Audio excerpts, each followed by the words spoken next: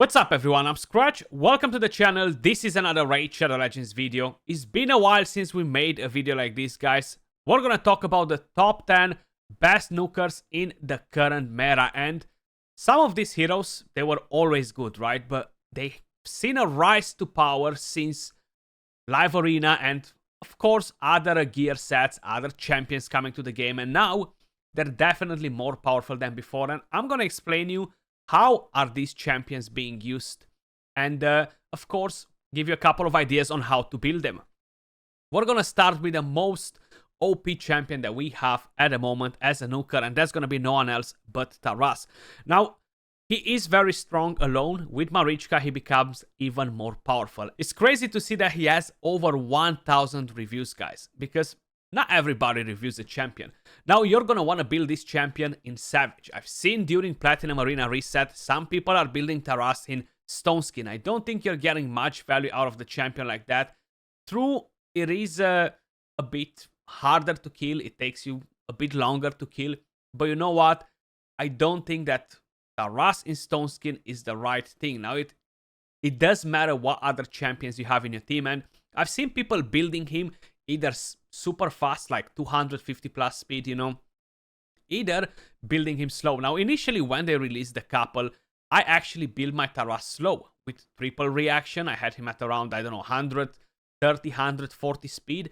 And that was still the meta where all the champions were still slow. And it worked wonders for the first few weeks, But after it felt like, even for Live Arena, everything was being pushed up in terms of speeds, and they were outperforming. So I changed him to around 260 speed. And it worked pretty damn well, And I feel like that's kind of like the spot where you want him. Now, you might want to put him a bit slower than that, so the opponent, when they attack you, they still hit on reaction. For example, there are different people that might keep him at around 190 speed, and when you go with Turval, usually you're a bit faster than that, and you're gonna hit reaction on the very first attack on him, and that could put your team in a bad spot when you're attacking a Taras like that. But at the same time, if you lock him, it's gonna take him a very long time to recover. So the whole idea with him and with Marichka, if you have them at a decent speed, is that they're constantly gonna get their meter, right? And that allows them to overlap the opponents pretty quick and recover their skills after being locked. Especially that most of the people are using Yumekos and are not as powerful as Warlords, for example, This skill can be locked by a Ronda, for example. So if their Taras is not protected by by an accurate, Ronda can lock it. Lydia can lock this skill as well, and you can hit Marichka after. He's not gonna be able to attack with this skill when you're hitting Marichka because it's locked. So that's another thing that some people might not know. And when we're talking about this AoE attack, guys, this hits extremely, extremely hard. Him and Seer are the only two champions in the game that can throw out disgusting numbers, okay, with these skills. I'm running my Taras in Arena, I'm running him in Hydra, and just generally, he's an absolute beast of a champion. I'm not even going to go over the passives that bring in so much damage reduction. I'm not trying to read their skills, guys, because probably you guys know what they're doing by now. I'm just trying to explain you how they're actually working, how people are building them, and what sort of utility they're getting out of these champions in the current meta. Why are these champions the meta, And Taras just has so many things in, and together with Marichka, yeah, they're definitely very, very powerful. If we're gonna move over to the next champion, and that's actually going to be Georgid. Now, I'm not putting them necessarily, this is the number 2, that's the number 3, because you know what? It is very situational. You know me, I don't like to make tops like that because they don't tend to be very accurate and they can be misleading, But if we are talking about Georgid, at the moment, he is one of the hardest hitting champions in the game. Ignores Stone Skin, ignores pretty much everything known to humankind, and grants an extra turn if you kill an enemy. This skill right here can be very nasty, especially if the passive procs and you're ignoring the 50% defense, And at the moment, there are a lot of people using him in Live Arena very fast, and if you have a chance to quickly move in with him, you're gonna be able to wipe the entire team, and he's actually a force to reckon with in live arena. Usually I tend to ban him because he can just wreck your entire team. And when we are talking about classic arena, guys, when we're talking about classic arena, there is a strategy, right? You're using him, Nacret, Arbiter, and a Lockout to go against the enemy team and wipe them out. Now, for that, you kind of want him to be fairly slow. If he's at a decent speed where you're not going to hit reaction on their UDK, UDK is everywhere. So UDK disables so many champions in offense, unfortunately, you know, and because of it, you need to make sure you don't have him extremely fast either. Now, this is kind of like a knife with two sharp edges. You cannot use him in live arena slow. You cannot use him in a classic arena very fast. So it's kind of like, oh, what should we do? So usually, a lot of people tend to change builds from reset to live arena and back, you know? So the whole idea is you go in, you kill that UDK, then you're slowly picking up preferably their Taras, because that's kind of like the main threat, or you're picking up their Sifi if they have a Sifi in defense, because most of the defenses at the moment are what? Marichka, Taras, UDK, and Sifi. If he's not Sifi, he's Nacret, okay? And Sifi can be a threat, you know, like, especially that a lot of them, they have high resistance nowadays to revive and stuff like that. But you want to just go in with A1 with him and just try to wipe them off. You don't want to risk it to hit Marichka and then annoy Taras. Now, when you are killing somebody with the AoE, you're getting an unkillable. That's fine. If that happens, you can annoy Taras, you know, not a problem whatsoever, because even if he's using the A2 on you, he's not gonna kill you because you have unkillable. But Georgid, man, he's such a nasty champion, and there are some disgusting builds out there with like 10k attack, 280 speed, and like 350 crit damage on Savage. It's just like insane, okay? But he's 100% one of the top nukers in the game. And I'm gonna move over to one of my most used nukers, guys. And it might be mainly because he is at +4 for me. He does have a higher awakening, you know? But Turval, again, man, like, counters a lot of passives. You want to build him on Savage. You don't want him too fast. You don't want him too slow. And you kind of want him with full crit rate. Initially, I haven't built him with full crit rate just because he buffs himself, right? Increase crit rate, increase attack. And this is one of the things why he's so powerful. He brings his own increased attack. You don't need to rely on a different ally for it. And I used to run him with 70 crit rate just to maximize more crit damage or attack. But what was happening, a lot of times, I was using the ally attack with Nacret, and I didn't have enough crit rate. So I was like, yeah, I gotta change that. Even if I'm losing some attack, some crit damage, let's put him to full crit rate to ensure that we're always going to crit no matter what. And this is kind of like my main weapon that I'm using against Marichka and Taras. So I'm quickly gonna show you. Probably you've seen me in doing it in different Platinum Arena videos that I've done. I haven't done any in quite a while, honestly. But if we are kind of like getting an idea, this is a team that I'm using very, very often. With Lydia, I can use the A3 and lock Taras's skill, so he cannot counter when I'm attacking Marichka. I can lock them out. Now, it's not the fastest team, okay? I feel like the average time to farm with this team is at around 90 seconds. And I feel like it's pretty slow. It's pretty slow. It doesn't allow me to do top 5 because of it. But it's fairly safe. Not many teams can actually stop me from farming them with this team, you know? So that's usually what I use. But you do need Nacret to enable Turval with all the buffs. You need Nacret to keep him alive. Very similar with Georgid, you know? You do need that Nacret to enable your champions to be so powerful. Moving over to the next one, guys, is going to be no one else but Rotos. And honestly, he saw a bit of a comeback with the addition of Sun Wukong, just for the simple fact that now you can polymorph UDK and then just clap everyone else with Rotos. So another team that's very popular is Sifi, Rotos, running the Monkey and running Taras as well. That actually enables you to wipe teams fairly quick as well, you know? And the main idea with Rotos is that he's passive, okay? You can't one-shot him. And that's why a lot of the champions that you're gonna see coming in these top 10, guys, are champions that are not easy to be killed, you know?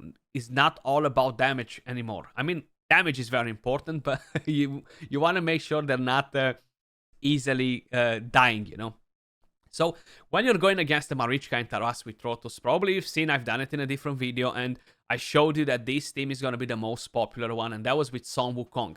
Basically, you're constantly attacking Marichka, of course, in the limit of where your Rotos can still stay alive and take hits from Taras, and he's going to stack extra turns. So then you're just going to see him taking like 3 turns back to back to back to back. And you're going to be like, what the heck just happened? And you can wipe down their entire team. And again, this is pretty safe too. Now, the only problem that you're going to encounter with this is when they have Marichka and Stone Skin, it's going to be slower to do it. And you won't have a lockout. And it might keep you a bit busier in there, you know. So I do prefer to run Turval over it. Just for that simple fact, Stone Skin Marichka will be pretty annoying, you know. Moving over to the next champion, guys, is gonna be Baron, and I will have a different video released on Ramantu. I'm using Baron a lot, and I've been using Baron a lot since the change to Polymorph, okay? And I'm using him with Ramantu. I'm using him every single reset, okay? And you know, Baron is still super powerful. Sky Piercer is one of the hardest hitting skills in the game, especially as an AoE, you know. And the problem with him is that when you're going against UDK, once you're using this skill, the other ones, they're kind of like slowing you down a lot, man. They're all single targets. If you're not stripping the Stone Skin from UDK and you have an enemy left alive, you're gonna struggle to clean up the mess, you know. So that's the main problem with Baron. And yeah, he's squishy again. Either you're using an accurate, either you're using a Duchess to veil him and protect him. Attack aura for all battles. Surplus damage is nice when you have an opportunity to use it. It's pretty risky to use the A2 because you can get him polymorph pretty often. A lot of times I tend to use it without paying attention, and I'm like, oh no, I just got polymorphed again. But I'm using Baron a lot. I still have him built on Savage, and I don't have him super slow like I used to have him a few months ago. He's actually at around 200 speed, you know. For Live Arena, it's pretty hard to use him, but he's an amazing counter against Helicat if you can ban their Harima. Because a lot of people, they use Harima Helicat in Live Arena just to create a cancer team, to keep you there busy, to delay you, and it's pretty damn annoying. But Baron can still work because he ignores the block damage, you know. And talking about that nasty chick called Harima, she's the next on my list. So Harima, guys, unlike the other champions that we just mentioned so far, she's a defense-based champion. She's very strong against demon spawn champions. She can control Duchess without a problem, of course. Because her provoke is unresistible against Duchess, Sheep can be a problem for our Harima. Now, the main thing with her is that even when you're not having increased defense in your team, you can still get a lot of value and a lot of damage from her because she can increase her own defense with the A2, stacking up to 100%, and of course decrease the defense on the enemy. When you kill somebody with this skill, you're activating the A3, provoking the enemies, dealing damage. The A1 has a chance to land decrease attack. The passive is very important because it reduces the enemy ignore defense effects by 50%, you know, and that's why people are picking Helicat with Harima, because you're gonna go in with Baron, you're not gonna one-shot them if they have good builds, you know. And usually when I was doing Live Arena, I haven't been doing any matches of Live Arena for a couple of weeks now, but I always used to start with Sifi if I could. If no, I was gonna pick Harima and somebody else. Harima and Taras a lot of times because you're kind of like putting them in a bad spot. They're like, okay, what DPS I'm picking now? That kind of like stops them from using the couple too, so it makes my life easier when I'm banning champions, you know. So Harima, very, very powerful. The main issue that you're gonna encounter with Harima is, at least for me, was a big issue for me because I don't have this bad boy, and that was having Ragos against her. Now, Ragos is probably the best counter to Harima, guys. Funny enough, Ragos and Turval, but for Live Arena, Turval is not as reliable. If they ban your Necret, you're kind of like game over with him. But Ragos, man, puts defense up on himself with the A1. This one right here has a chance to land defense down and stun. He hits pretty damn hard. Now, this can polymorph him, that's the good part. and you're always praying to polymorph him when he's attacking you with his skill. This buffs himself, pretty good buffs, helps the team too. So he brings a lot of damage and support at the same time. He doesn't really need another increased defense champion because he can bring his own. And honestly, he's such a good counter against Harima. I always tend to get clapped by this guy in live arena if I'm going with Harima, you know, all the time. Now, for classic arena, guys, these champions are not very effective, okay? Keep that in mind. Then we have no one else but Loras, guys. I actually rebuilt my Loras not a very long time ago, and I gave him a nice Savage. I gave him a nice Retaliation. Now, the good part about Loras is the passive. People are using Loras over other Nukers because he can keep himself alive, at least better than others, because of the passive. And his damage might not be as crazy when he is on full HP. You're gonna struggle to kill them, especially if they have Harimas or other champions in the team that will bring damage reduction. But he's still very, very effective. Now, a lot of times you're gonna see, even in Platinum Arena during reset, people having Loras in their defense. Now, I feel like these people are the ones that don't have the couple, or they're trying to use something different. And they're pretty easy to beat, guys. You're gonna have to go in with Rotos in order to do it, but honestly, they're not that hard to counter, and they're usually running very fast teams with Yumekos to lock you, probably even a Lydia in there, and Loras, you know. But they're not really creating you such a big issue. He's still a very popular champion, funny enough, you know, Loras. And I'm so close to get another one and make him +4 man, but it's just not happening. Moving over to the next champion, guys, and yes, probably a lot of you guys will be like, no, Skratch doesn't hit hard because I gave her some of my best gear and she still doesn't hit hard. Well, let me tell you guys that probably she just needs your best gear, and probably you need to use her against the right teams. Ronda Rousey. I cannot explain you how many people are using Ronda in live arena to come in and wipe Marichka and Taras. You guys have no idea, and it's all because of this freaking skill right here. Attacks one enemy 3 times, will ignore shield buffs and 30% of the target's defense, places block passive skills and block active skills. That's the good part about her. If she doesn't kill your Marichka, she locks it, and then you kill her with somebody else, you quickly wipe her off, her passive is gone, she's not gonna revive. Great counter against Son Wukong as well. Great counter to block Taras's passive so he doesn't have damage reduction anymore. And even though this skill right here is not gonna hit as hard as Taras, it's not gonna hit as hard as Baron or Georgid, she has her own utility, and used against the right team, she's gonna be at the very top. Now, you do want to build her pretty fast, of course. You want to build her on Savage, and if she is able to take the turn even before a Rotos or something like that to just completely wipe them, is amazing. And what's the most annoying part is when somebody's using her against you, and every time they are aiming with their support champions at your Nuker, this freaking passive comes in play, and she always comes and wipes your Nuker. It makes you pull your hair. Like, you see, you guys keep asking me, Skratch, what happened to your hairline? Ronda Rousey happened to my hairline, okay? just kidding, but she can be pretty annoying when that happens, guys. And the last champion that he is being used quite a bit now. I haven't seen him that much in live arena, at least in the higher tiers. And I'll be honest, it's pretty hard to find the last champion just based on the high-end arena or live arena, because they're pretty much using the same champions that I just named. They're not really going out of it, you know. But the next champion that is on the list is going to be Kendraphone. And the reason for it still because he has a very hard-hitting A1. So even when he's getting locked, okay, he can still hit extremely hard with his skill.